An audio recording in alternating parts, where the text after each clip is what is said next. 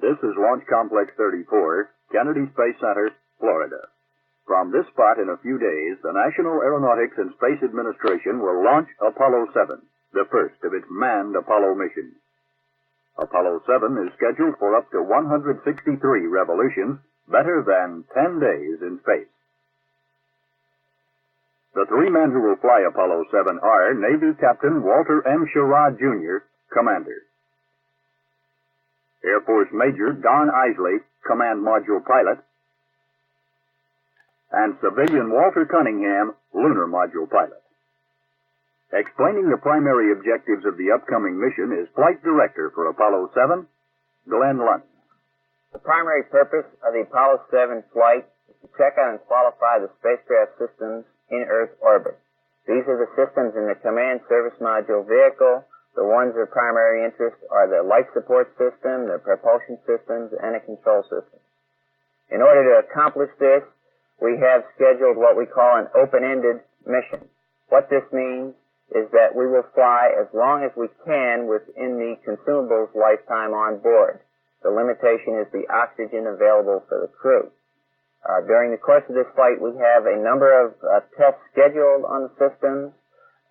Most of the tests are scheduled such that they can be accomplished early in the flight as we fly as long as possible, up to a maximum of approximately 10 days.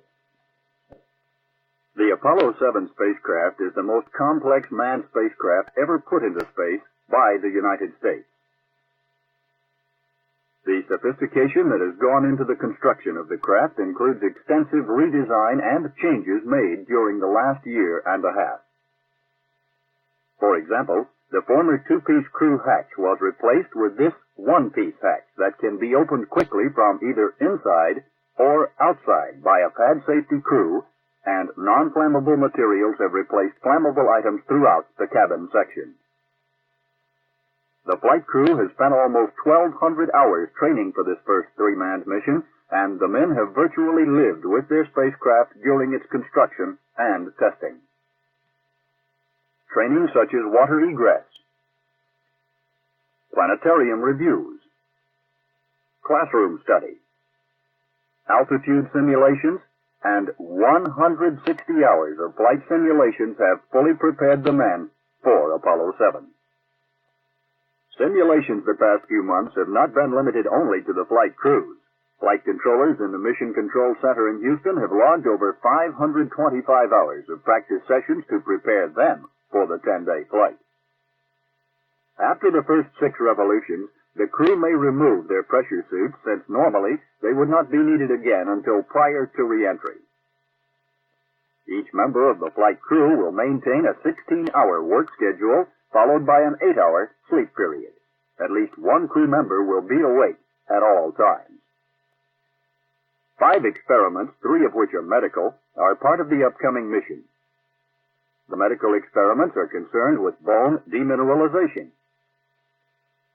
blood studies, and lower body negative pressure. They will, however, involve only pre-flight and post-flight comparisons. The other 2 experiments are synoptic terrain photography and synoptic weather photography.